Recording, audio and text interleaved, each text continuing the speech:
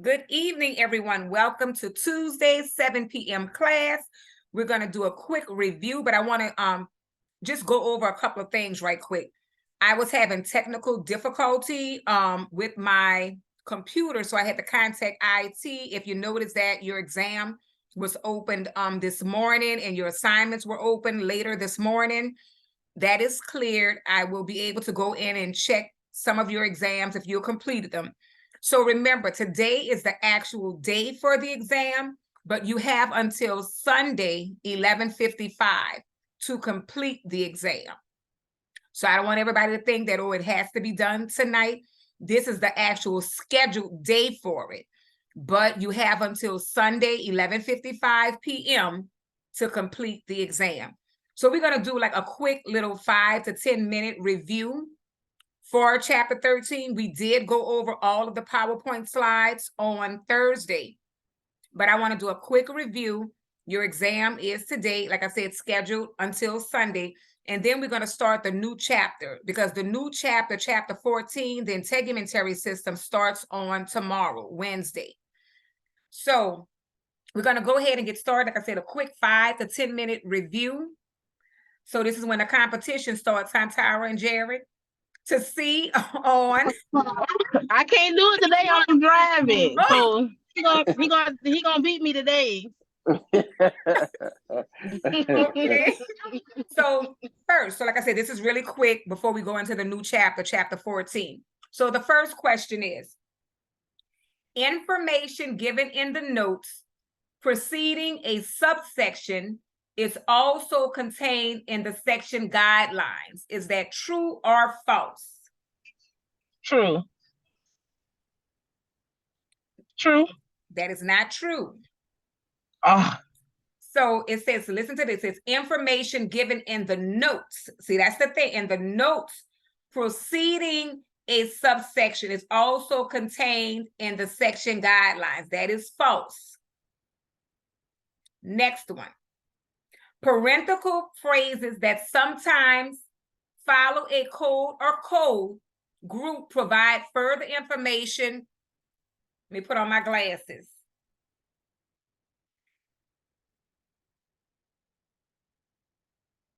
Parenthetical phrases that sometimes follow a code or code group provide further information about codes that may be applicable. Is that true or false? True. That is true. Unlisted codes are assigned to identify procedures for which there is no more specific code. Unlisted codes are assigned to identify procedures for which there is no more specific code. True or false?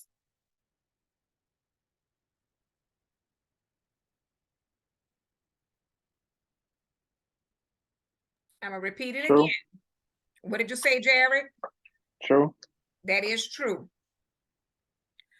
Third-party payers determine the contents of a surgical package. Third-party payers determine the contents of a surgical package. True or false? True. That is true. That is true. Yes, that is true. When using an unlisted code, a blank must accompany the claim. When using an unlisted code, a blank must accompany the claim. A, modifier. B, operative report. C, special report. Or D, all are correct. Special report. Special report is correct.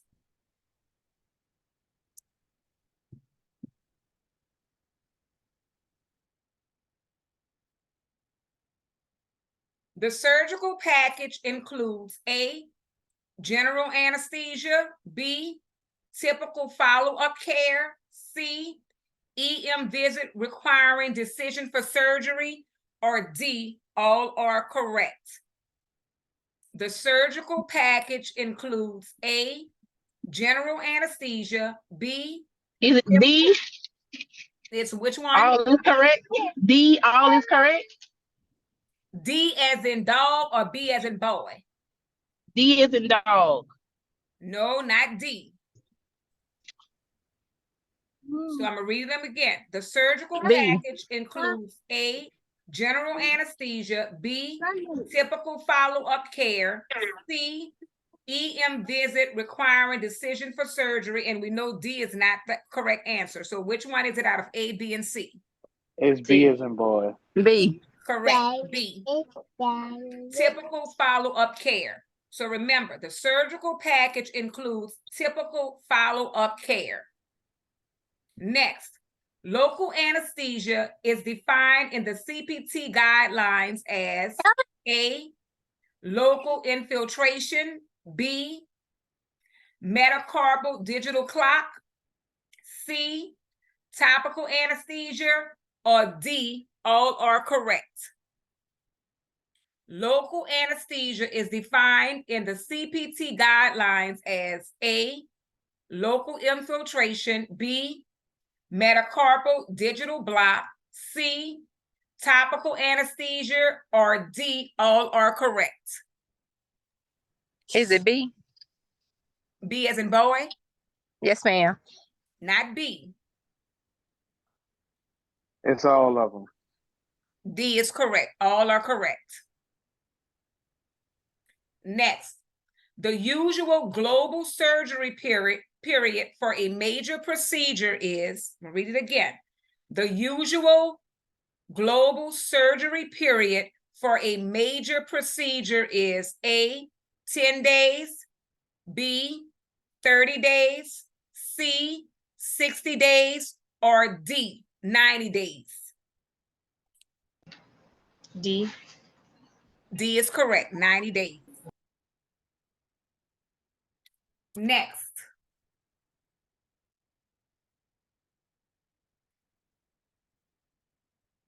The global surgery period includes A, all routine preoperative and postoperative care, B, serious complications requiring a return to the operating room, C, stage procedures, or D, all are correct. And I'm gonna read it again.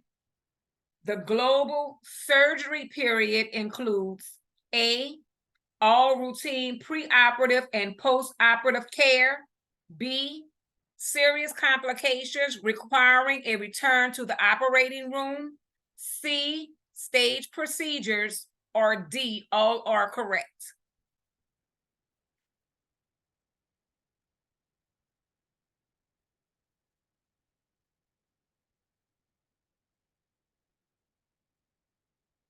This was in your PowerPoint slides. We went over this on Thursday.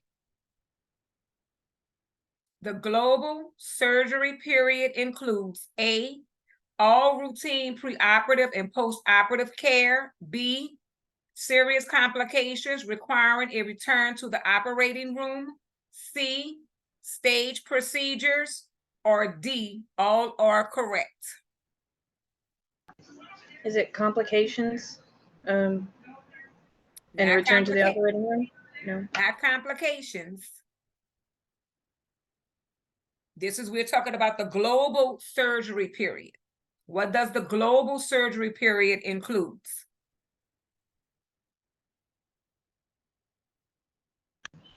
Preoperative and postoperative? Correct. Remember, your global period includes preoperative care and postoperative care. That's your global period. Next, and this is going to be the last one we do before we go into our new chapter, which starts tomorrow.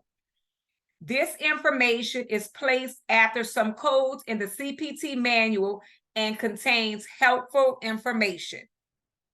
This information is placed after some codes in the CPT manual and contains helpful information.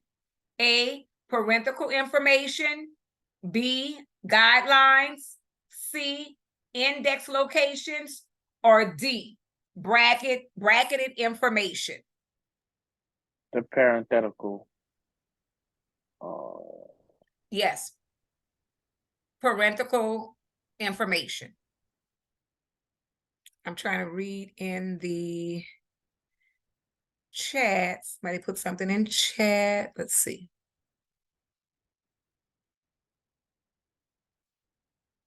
Okay, so now we're going to, that's the end for our review. So now we're going to go into our chapter. So let me share my screen.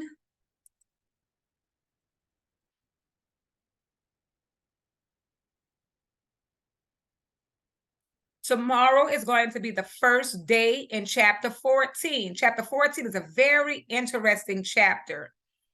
It is the integumentary system. Integumentary system, which is the skin. So this is a very interesting chapter, but as you all notice, do you see how fast these little chapters are going? It's like really, really quick, because these chapters are like specific. When you go, if you're working in a doctor's office or a clinic, these are going to be specific, and usually they're going to be using the same codes in that clinic. So it's the basic information that you would need to know for that NCCT certification exam. But as for knowing everything about it, usually with a lot of these sections, the doctor is going to place most of that in the notes when you're reading in that patient's chart. And then remember, when you're in these specialized clinics, those codes are going to be unique to that special clinic. So you would only need to know the basics. Like, remember, the surgery section is what in the CPT? What is the surgery section? The largest one. Right. So, that's the type of stuff you're going to need to know, like on this NCC certification exam. What is the largest section in a CPT? And then it's going to be the surgery section. It's going to be A, B, C, D. It's multiple choice, but that's the type of information you will need to know for that NCCT certification. So now chapter 14, integumentary system. On that exam might be, what is the integumentary system? So those are types of things that, like I said, you don't have to know all the major details, but you have to know the basics when you take that certification exam. So chapter 14 starts tomorrow, the integumentary system. And it says integumentary codes are assigned across a variety of medical practices, not just dermatology practices, because a lot of people think that because it's dealing with the skin, it's only for dermatology. Not the case. It includes dermatology practices, incisions, repairs, biopsies, removal, destructions, and shaving are just a few of the types of services reported with the integumentary codes. So I want you all to know the integumentary system might be a little yucky for some of you, but it's showing like the incisions, and you're going to see it in your daily assignments. You're going to have some pictures that might shock you. But this is stuff that shows like with debridement, like when they're removing skin, and like when people have the bed sores. So all of that type stuff you're going to be looking at in this chapter. So the chapter topics, and this is a short section as well. The chapter topics you're going to be going over is the integumentary system, the format, skin, subcutaneous and accessory structures, nails, pilonidal cyst, and introduction, repair, which is the closure of an incision, closure of a cut or anything that they have, burns, destruction, breast procedures, and then the chapter review. Your learning objectives, and remember, this is also, you can find these learning objectives in your syllabus. Describe the format of the integumentary system in the CPT manual.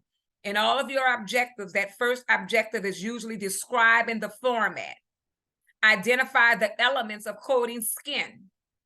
Review the main services. Identify the major factors in repair. So these are your objectives that we'll be covering in this chapter. The integumentary system. The integumentary system subsection includes codes assigned by many different physician specialties. There is no restriction on who reports the codes from this or any other subsection. You may find a family practitioner using the incision and drainage, debridement, or repair codes, a dermatologist using excision and destruction codes, a plastic surgeon using skin graft codes, or a surgeon using breast procedure codes. You will learn about the integumentary system subsection by first reviewing the subsection format and then learning about coding the services and procedures in the subsection. And then we just went over there. It says dermatologists are the only providers who utilize the codes in the integumentary system subsection of the CPT manual. True or false? No, that's false. That's false. So they tell you there are many other practices, not just dermatology. That was the first thing that we went over at the top. Integumentary codes are assigned across a variety of medical practices, not just dermatology practices. So that answer you all should have correct when you do that assignment. So here it tells you here the format. The subsection is formatted on the basis of anatomic site. So here we go back to anatomic site. What is the basis? Anatomic site and category of procedure. For example, an anatomic site is neck, and a category of procedure is the repair. So it will be the repair of the neck. The subsection integumentary contains the subheading skin, subcutaneous and accessory structures, nails, pilonidal cyst, introduction, repair, which is closure, destruction, and breast. Each subheading is further divided by category. For example, the subheading skin, subcutaneous, and accessory structures is divided into the following categories. So when it's divided into categories, it's going to be, is it the introduction and removal? Is it incision and drainage, debridement, paring or cutting, biopsy, removal of skin tags, shaving of epidermal or dermal lesions, excision, benign lesions, or excision, malignant lesions? So what does benign lesions mean? And what does malignant lesions mean? Anybody can tell me that?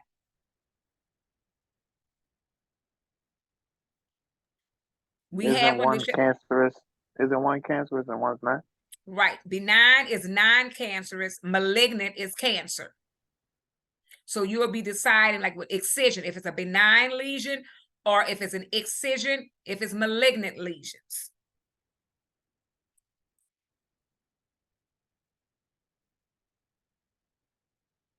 So they have the skin, subcutaneous, and accessory structures. Introduction and removal. So these are the code ranges. So if it's introduction and removal, the code range is only going to be from 130 to 136. Code 1030 is assigned to report percutaneous image-guided fluid drainage of a collection, such as an abscess, a seroma cyst, hematoma, or lymphocell from soft tissue. So remember, that's for the drainage of a collection of fluid. That's the introduction and removal. And that code range is from 130 to 136. The collection is by means of a catheter and reported once for each individual collection drain. Image guidance is included and not reported separately. Codes 135 and 136 report the placement of soft tissue markers with imaging guidance. The first lesion is reported with 135. Additional lesions are reported with add-on code 136. So I'm going to go now and switch to the PowerPoint slides where it explains. So we already went through that slide. We went through the subheadings. So this is what it would look like: the introduction, removal, and incision drainage. So as I told you, some of the pictures you might not feel so comfortable with, but this is what you're going to be looking at. And so it explains introduction, removal, 130 to 136. This is to report percutaneous image guided fluid drainage. So then it tells you here incision drainage is 140 to 10180. So IND, what is that? What does IND stand for? Incision and drainage. Correct. So those are the things like you'll have on that NCC certification. Like I said, even when the doctor is writing in the chart, he's not going to have incision and drainage written down. He's going to have IND of abscess. So these are the little, acronyms and abbreviations that you have to become familiar with, because as we see in these books, everything is not going to be written out. You're going to have all of these abbreviations, and you have to know what it is to be able to code correctly. IND is incision and drainage of abscess. So look at this picture. So they're going to clean all of that out. And so it says lancing, that's cutting of skin, aspiration, removal with needle. And it tells you in a gray section underneath the picture, codes within 140 to 10180 are grouped according to the condition for which the procedure is being done. Acne surgery, abscess, carmuncul, boil. Some people pronounce it, but the correct pronunciation for this is carnuncul. Boil, cyst, hematoma, or post-operative wound infection, for example. And it gives you, so when you ask these questions, see this, it asks a question for you and then it provides the answer for you. It says, how are incision and drainage, they have in parentheses IND, which stands for incision and drainage, codes determined? IND codes are divided according to the condition they are used to treat, and then to reflect the simple versus the complicated, multiple site procedures. Excision and debridement, 11,000 through 11,047. Dead tissue cut away and washed with saline. So when they're doing an excision and a debridement, that's when they're cleaning all of that dead skin and cleaning it with saline. 11,000, 11,001, eczymatosis or infected skin. 11,004 through 11,006, infected tissue, including muscle and fascia.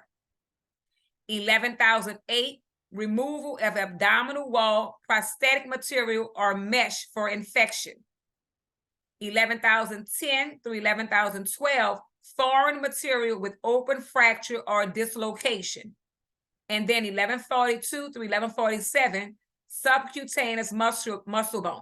So this may seem complicated, but it's really not, because the codes tell you exactly what it stands for and what it is.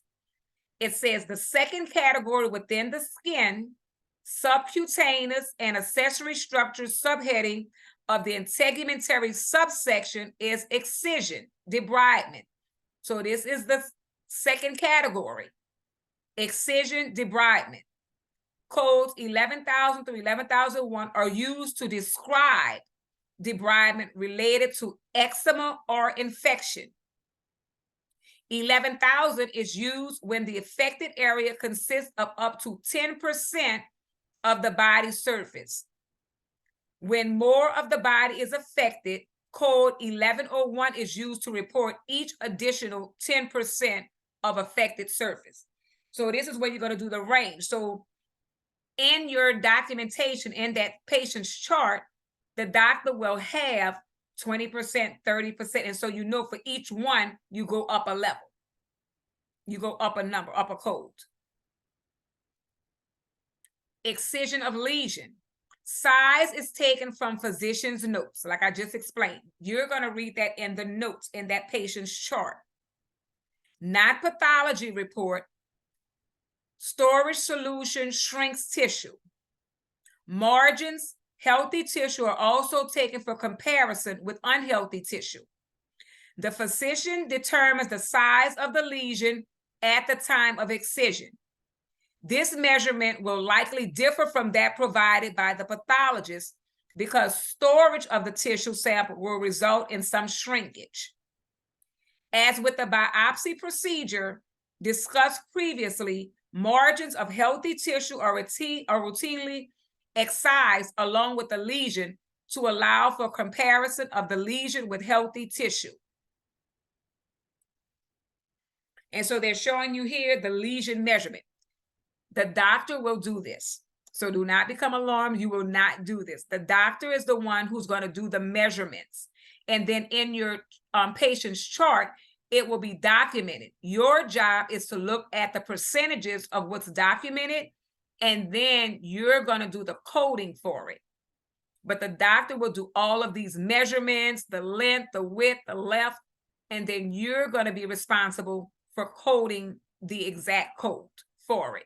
So you don't have to worry about any of the measurements, doing any math or anything like that. The only math you'll be doing is adding up the percentages. And it shows you here examples of lesion at widest dimension, plus margins of narrowest width. You don't have to worry about it. It's very important to get the proper dimensions of the excision for correct coding and correct reimbursement.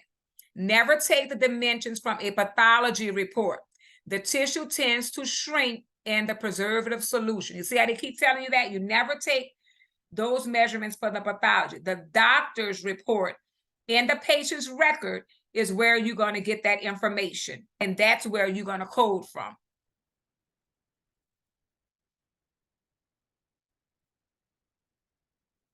Lesion pathology. All excised tissue pathologically examined. Destroyed lesions have no pathology samples. Example, laser or chemical. 17,000 to 17,286 reports destruction. Note that a pathologist routinely examines all excised tissue. Why is there no pathology report for lesions that have been destroyed?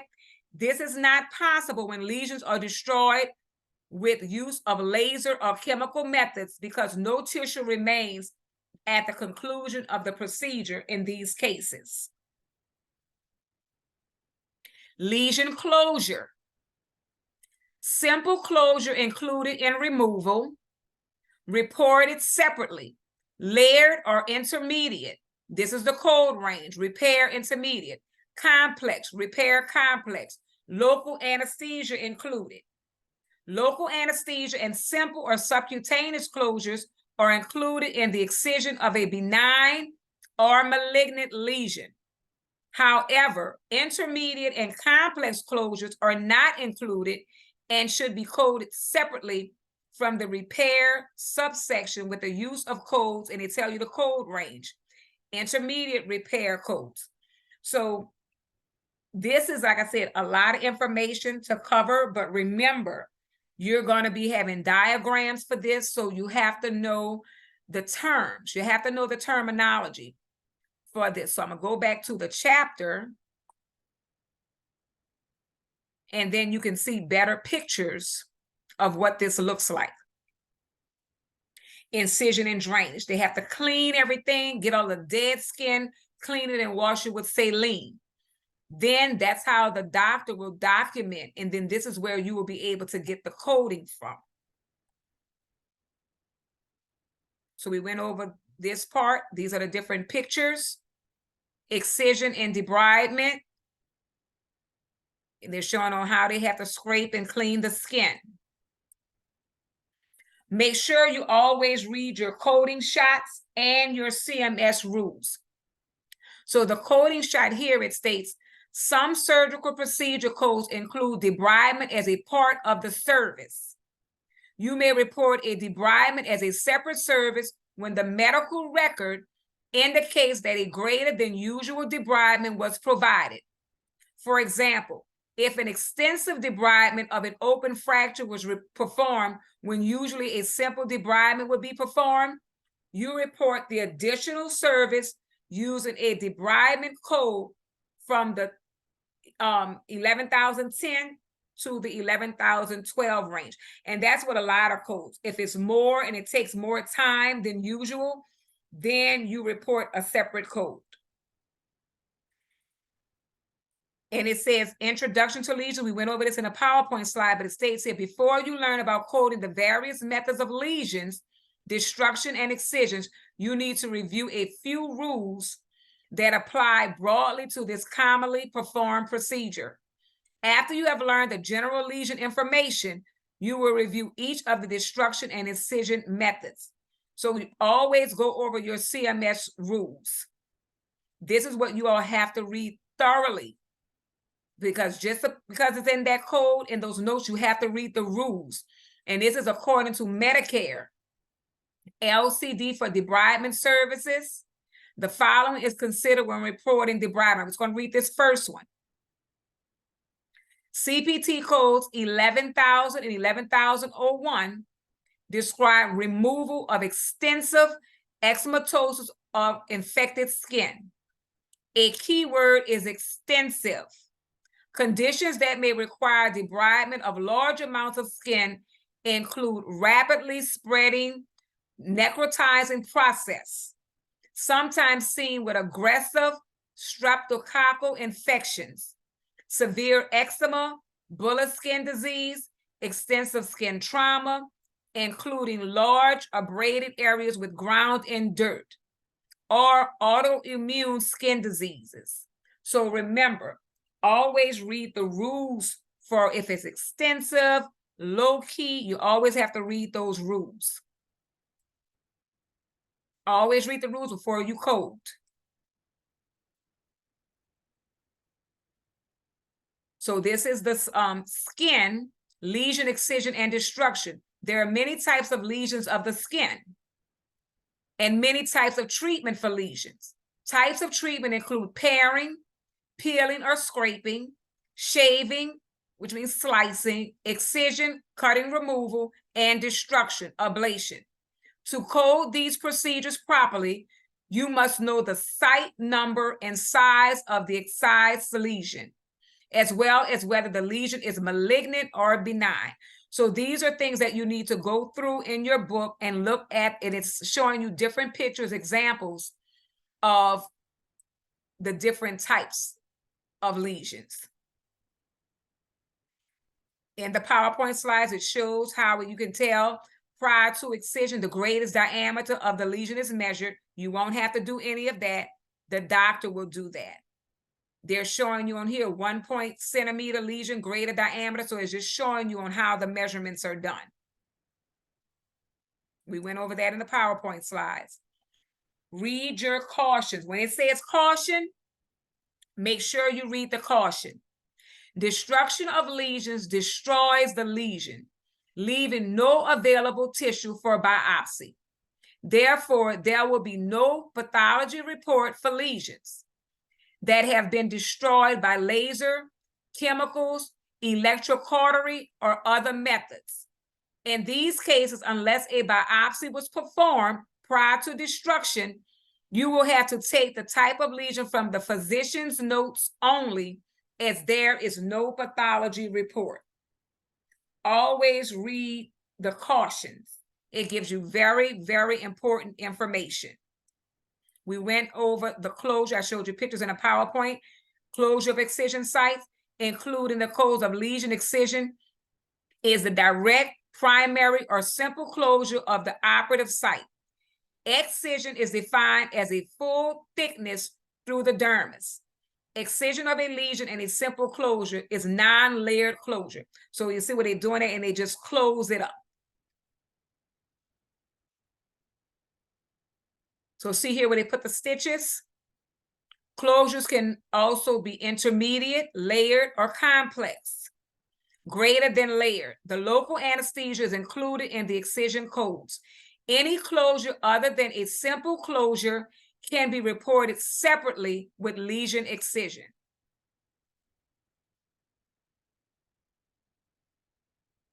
So they're showing the different types of closures.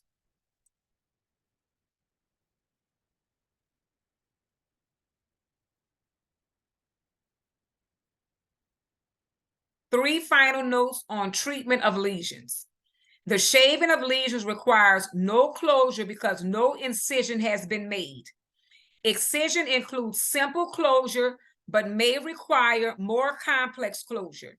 If more complex closure is required, follow the notes in the CPT manual to appropriately code for these services. Destruction may be by any method, including freezing, burning, chemicals, etc. So look at these, the three final notes on treatment of lesions. Paring or cutting. and this is going to be where we stop at today. We're going to cover this pairing or cutting. Pairing or cutting codes is 1001, 11,055 to 11,057. Report the services when a physician removes a benign hyperkeratic skin lesion, such as a callus or corn. Pairing codes include removal by peeling or scraping. A small ring-shaped instrument, curette, blade, or similar sharp instrument is used for pairing. Bleeding is usually controlled by a chemical that is applied to the surface after removal of the lesion. The codes are divided based on the number of lesions removed. So remember, with this, you see all the different little calluses. So the codes are divided based on the number of lesions removed. How many of these calluses you're going to remove.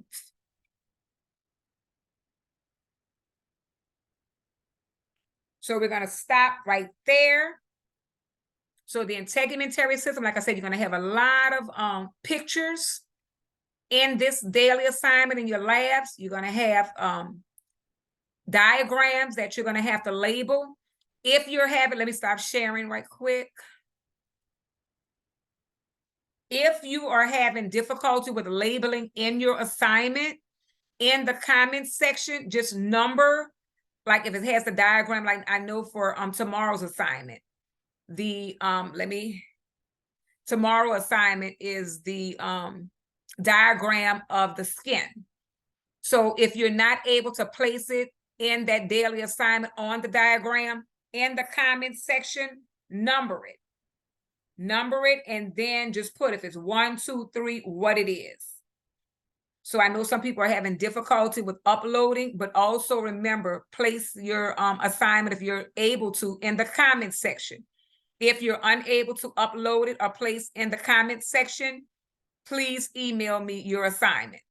You can email me the assignment if you're having trouble with uploading or placing in the comments. But if you're able to, please place it in the comments section or upload it. Because remember, it's going to take me time to go back and look at all of those emails and then place and correct your assignment and then grade the assignment when you send it to me in an email.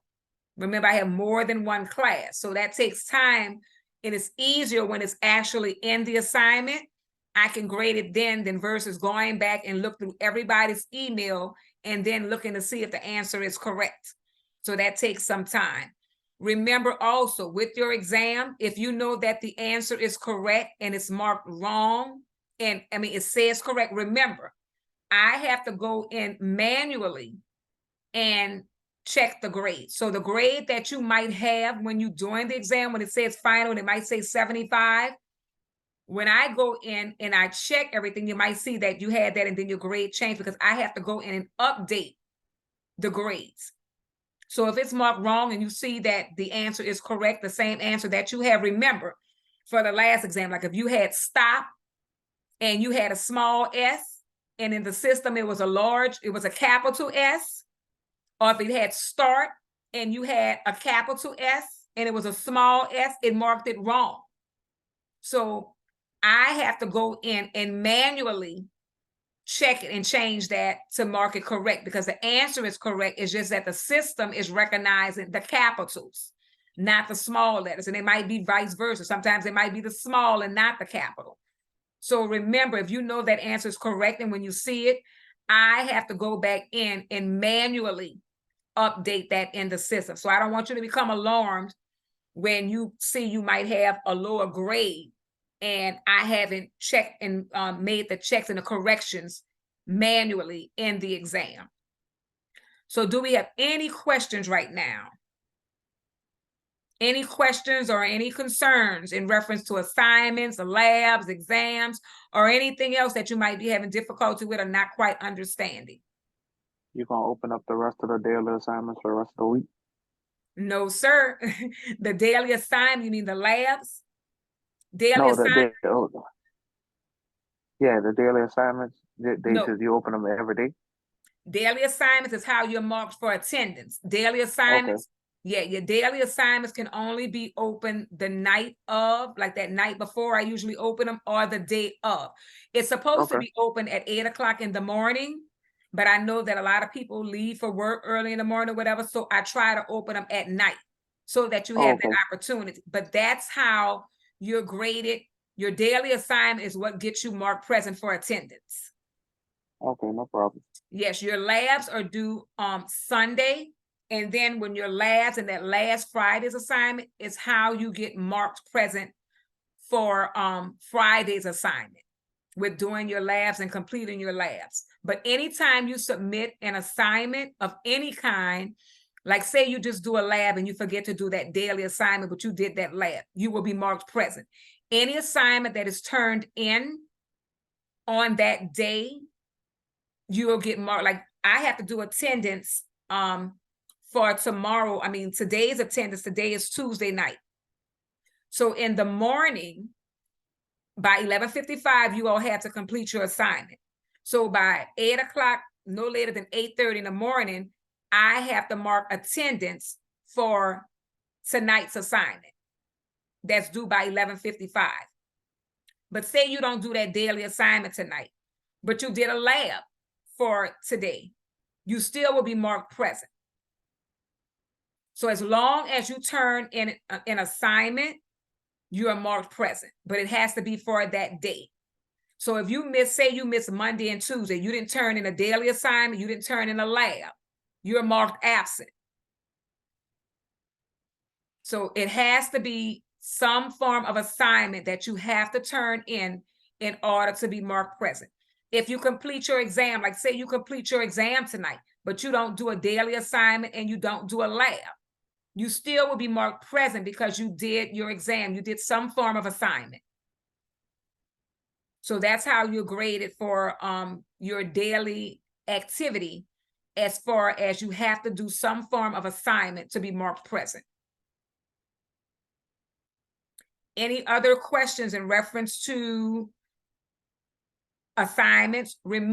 Also remember, even though I'm sending emails out on the weekends, when I'm grading and checking assignments on the weekends, I will not answer phone calls on the weekend. I am off.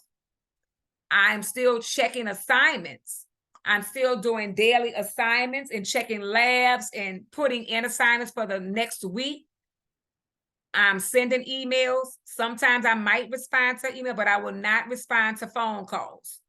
That is my time off on the weekends and holidays.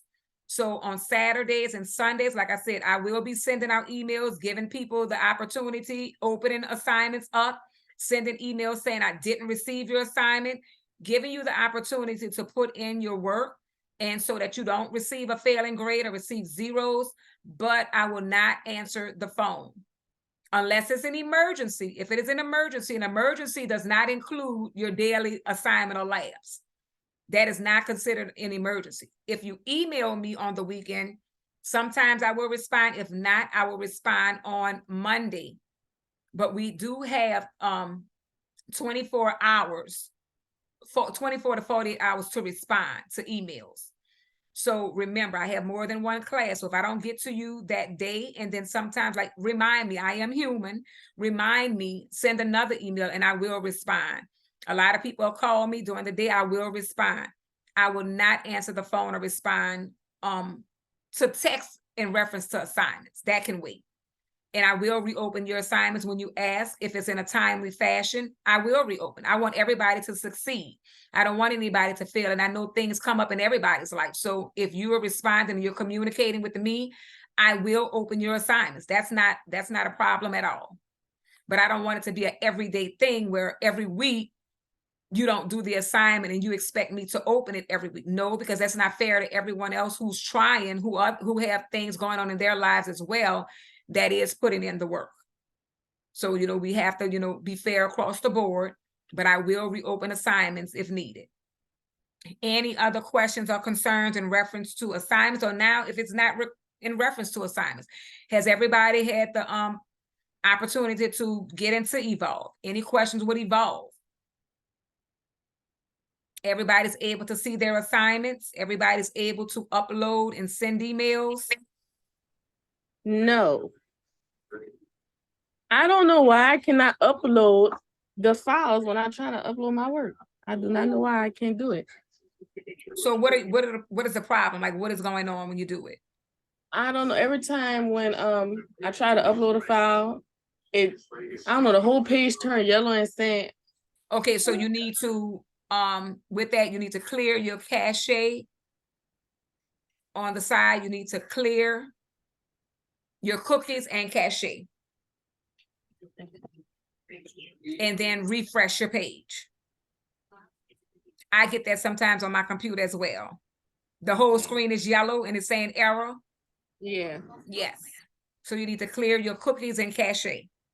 Okay. So that's for everybody. If you're having trouble and the screen turns yellow and you're not able to upload, go on the side, the 3 buttons at the top, and it's going to have clear all, clear your cookies and cache, and refresh the page, or turn, like restart, and it should help. Are you able to post in comments? Yeah, that's how I was turning in the work. Right. So if you're able to post in comments, that's fine as well. I'll still will see your assignment. But try that and see if that works for you. Okay. Any other questions with uploading or putting information in the comments section? Tyra, your hand is up. Oh no, I'm just. Oh no, your rubbing hand is my up head. with the little emoji up. Oh, I'm sorry. Let me put it down. Let me put it down. So let me get a picture so I can give y'all this class and review was 10 points. Remember, keep count of your points. I am human. I take the pictures and I write it down, but if I don't apply it, please let me know where you want it applied. If you want it applied to your exam, if you want it applied to your daily assignment, if you want it applied to a lab, it's your choice. You earned the points. So just let me know where you want those points applied. And they will be applied at that time. Send me a text or email letting me know, okay, like if you made a 60 and you want to bring that up to a D instead of that F, let me know. I can put those points, not just those points, but any amount of points that you have. If you want to use that to raise one of your grades, if you scored lower, then I can apply. Remember, when it comes time to the end of the module, your lowest grade is dropped. So I always drop the lowest grade. So remember that as well. That lowest grade is always dropped. If you don't have any lowest grades, if you had all A's, I won't drop anything. But if you had that lowest grade, that might have been an exam, and remember your exam is 40 points, that's 40% of your grade. Your daily assignments are 30%. Your labs are 30%, but your exams are 40% of your grade. So remember, try to always do your best on your exams, but your lowest grade on your exam, usually that's the grade that most people want me to drop. That lowest grade is dropped from the exam, which is the highest percentage of your average. So And, this will we be, get I'm sorry, I didn't hear we you, get Jerry. it's different different points for different classes, right? Everybody gets the same, but like for daily assignments, it might be 70, it might Yeah. be 65, might be 75 in your labs. Most times, depending on the length and what's in the lab, is usually 100 points, or it might be 90 to 100 points.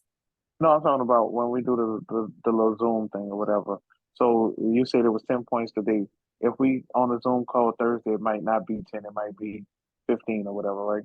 So it might be a different It set depends. of points, right? Yeah, okay. Ooh, look, that was a big one, Jared. I never did the 15. No, I just was using that as an example. Like I said, woo, you shot up there. How you trying to throw some hints out there, huh? No, I know. 10 is fine.